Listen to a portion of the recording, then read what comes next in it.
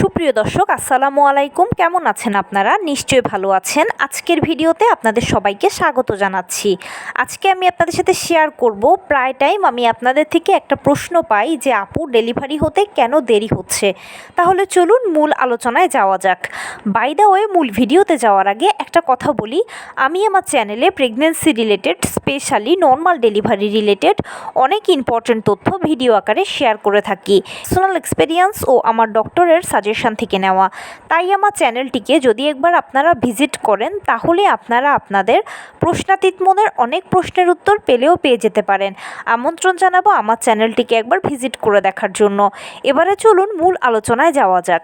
আমি শুরুতেই বলেছি আজকে আলোচনা করব প্রায় টাইম আপনাদের থেকে পাওয়া একটা প্রশ্ন নিয়ে, সেটা হচ্ছে ডেলিভারি হতে কেন দেরি হচ্ছে।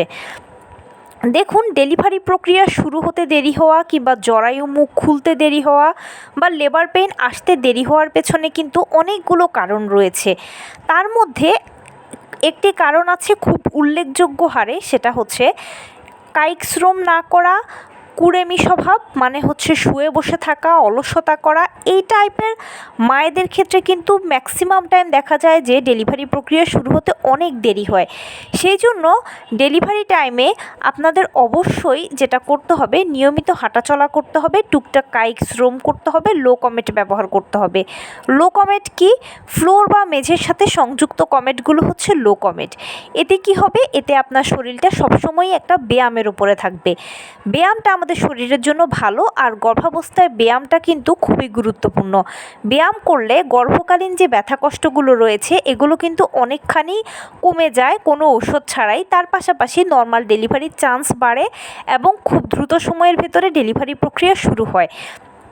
কিন্তু গর্ভাবস্থায় যেহেতু আপনি দৌড়ঝাঁপ করতে পারবেন না বা কোনো ধরনের ভারী কোনো ব্যায়াম করতে পারবেন না, সেই জন্য এই সময়টাতে সবথেকে নিরাপদ ব্যায়াম এবং খুব ভালো ব্যায়াম হচ্ছে হাঁটাচলা করা।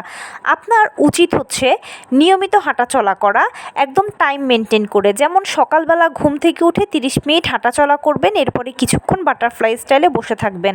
ছবিতে দেখানো স্টাইলটা হচ্ছে বাটারফ্লাই স্টাইল। দুপুরবেলা খাবারের পরেও যদি সম্ভব হয় কিছুক্ষণ হাঁটাচলা করুন আর কিছুক্ষণ বাটারফ্লাই স্টাইলে বসে থাকুন। রাতের বেলা খাবারের পরে অবশ্যই 30 মিনিট হাঁটাচলা করবেন এবং কিছুক্ষণ বাটারফ্লাই স্টাইলে বসে থাকবেন। এভাবে করলে আপনার ফুল বডির একটা ভালো ব্যায়াম হবে, যেহেতু হাঁটার উপরে আর কোনো ব্যায়াম নেই। এবং টুকটাক যদি কায়িক শ্রম করেন তাহলে কখনো হয়তো ওঠা বসার মাধ্যমে আপনার আরও ভালো এক্সারসাইজ হবে, যেটা নর্মাল ডেলিভারি ক্ষেত্রে অনেক বেশি সহায়ক। অবশ্যই আপনাকে পুষ্টিকর খাবার খেতে হবে। আপনি সারাদিনে যা যেরকম খাচ্ছেন নিশ্চিত করতে হবে সকল ভিটামিন, মিনারেলস, ক্যালসিয়ামগুলো যেন ঘুরে ফিরে আপনার বডিতে যায়, আপনার থেকে যেন বাচ্চা পায়। এতে কি হবে? আপনার শরীরটা শক্তপোক্ত থাকবে, আর যে কোনো ধরনের রোগ শোক বা যেটাই বলুন না কেন সব কিছু খুব সহজে ওভারকাম করতে পারবেন। আর আপনার শরীরটা যখন শক্তপোক্ত থাকবে তখন অনায়াসে ডেলিভারির সময় বাচ্চাকে আপনি চাপ দিয়ে বের করতে পারবেন। ডাক্তারের দেওয়া আয়রন, ভিটামিন, ক্যালসিয়াম ওষুধগুলো নিয়মিত সেবন করবেন। গর্ভাবস্থায় আপনি এখন 1-এর ভেতরে 2, যতই খাবার খান না কেন পুষ্টির একটা ছোটোখাটো গ্যাপ থাকে। আয়রন, ভিটামিন, ক্যালসিয়াম, ফলিক অ্যাসিডগুলো এই গ্যাপটাকে পূরণ করবে।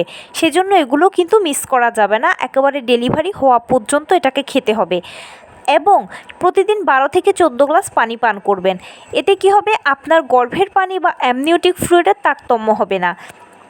বেশিরভাগ ক্ষেত্রে বা অনেক ক্ষেত্রে দেখা যায় যে প্রথম থেকে মায়েদের সব কিছুই ঠিক থাকে, যখনই নবম মাসে গিয়ে পৌঁছায় তখনই দেখা যায় যে গর্ভের পানির তারতম্য হয়েছে, পানি কমে গেছে, শুকিয়ে যাচ্ছে, এর ফলে ইমার্জেন্সি সিজার করাতে হয়। কিন্তু যে সকল মায়েরা নিয়মিত 12 থেকে 14 গ্লাস বা 1 থেকে 1.5 লিটার, 1.5 লিটারটা বেশি হয়ে যায়, 1 লিটার বা তার থেকে যদি একটু বেশি পান করেন নিয়মিত পানি, তাহলে কিন্তু আপনার গর্ভের পানি বা অ্যামনিওটিক ফ্লুইডের যে ব্যালেন্স আছে সেটা ঠিক থাকবে। সেই জন্য অবশ্যই গর্ভাবস্থায় এই নিয়মগুলো মানলে ইনশাল্লাহ খুব দ্রুত সময়ের ভেতরেই আপনার ডেলিভারি প্রক্রিয়া শুরু হয়ে যাবে। এটা নিয়ে আপনাকে কোনো টেনশন করতে হবে না।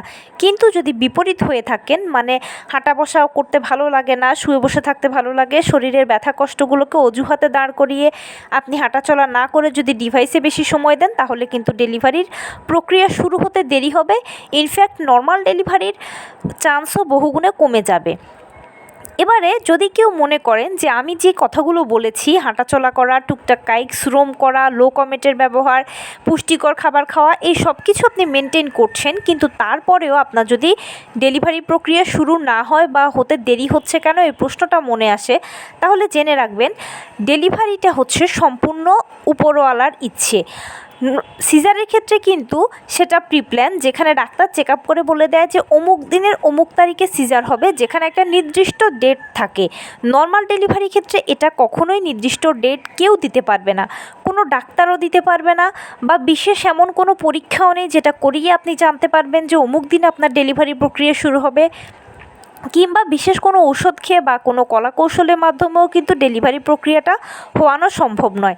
একমাত্র মহান আল্লাহ তাআলাই ঠিক করে রেখেছেন যে কবে, কোন দিন, কোন সময়, কোন মুহূর্তে, কোন অবস্থায় আপনার সন্তানকে আপনার কোলে দেবেন, ঠিক সেই দিন সেই মুহূর্তে ডেলিভারি প্রক্রিয়া শুরু হবে, আপনার সন্তান আপনার কোলে আসবে। তাই এটা শুধুমাত্র উপরওয়ালাই জানে যে কোন দিন আপনার ডেলিভারি প্রক্রিয়া শুরু হবে। এই জন্য গর্ভাবস্থায় প্রতিটি গর্ভবতীরই উচিত, আপনি যেই ধর্মের অনুসারী হন না কেন, বেশি বেশি করে উপরওয়ালাকে ডাকা। মনে রাখবেন এটা আপনার জন্য একটা সময়, আর এই সময়ের হাত থেকে উপরওয়ালাই আপনাকে ভালোভাবে উদ্ধার করতে পারবে। আর যেহেতু নর্মাল ডেলিভারি একদম টোটালি প্রাকৃতিক ইস্যু, সেই জন্য অবশ্যই আপনাকে কিন্তু উপরওয়ালার উপরে ভরসা রেখে ধৈর্য ধরে অপেক্ষা করতে হবে। নর্মাল ডেলিভারিতে বেসিক্যালি কষ্ট বলতে যদি কিছু বোঝায়, তাহলে সেটা হচ্ছে এই যে অপেক্ষাটা, কবে ডেলিভারি প্রক্রিয়া শুরু হবে, কবে ডেলিভারি প্রক্রিয়া শুরু হবে। অপেক্ষাটা একটু কষ্টকর, কিন্তু কষ্ট করে যদি আপনি এই কষ্টটা স্বীকার করে নেন, তাহলে পরবর্তীতে এটা আপনার জন্য ভালো, আপনার বাচ্চার জন্য ভালো হবে। সেজন্য ধৈর্য ধরে অপেক্ষা করবেন, সময়টাকে সময় দেবেন, সময় নেবেন, এবং উপরওয়ালার উপরে ভরসা রাখবেন, বেশি বেশি করে উপরওয়ালাকে ডাকবেন। মহান আল্লাহ তাআলাই দেখবেন যে ইনশাল্লাহ খুব দ্রুত সময়ের ভেতরে আপনাকে এই উদ্ধার করবেন এবং আপনার ডেলিভারি প্রক্রিয়া খুব দ্রুত শুরু হবে। তো এই ছিল আজকের ভিডিও। কেমন লাগলো বলুন? যদি ভালো লেগে থাকে ও হেল্পফুল হয়ে থাকে, তাহলে প্লিজ লাইক, কমেন্ট, শেয়ার করতে একদম ভুলবেন না। আর সেই সাথে আমার চ্যানেলটিকে সাবস্ক্রাইব করার বিনীত অনুরোধ রইল। পাশে থাকা বেল আইকনটি ক্লিক করে দেবেন, যেন আমি ভিডিও আপলোড করার সাথে সাথে আপনারা নোটিফিকেশান পেয়ে যান। যদি কোনো প্রশ্ন থাকে কমেন্টসে জানাবেন, আমি রিপ্লাই দেব। প্লাস যদি কোনো পরামর্শ থাকে যে কোন বিষয়ের উপরে ভিডিও বানালে আপনারা উপকৃত হবেন, সেটাও জানাবেন। আমি আপনাদের পছন্দের সর্বোচ্চ প্রায়োরিটি দেব। ভালো থাকবেন, সুস্থ থাকবেন। আসসালামু আলাইকুম।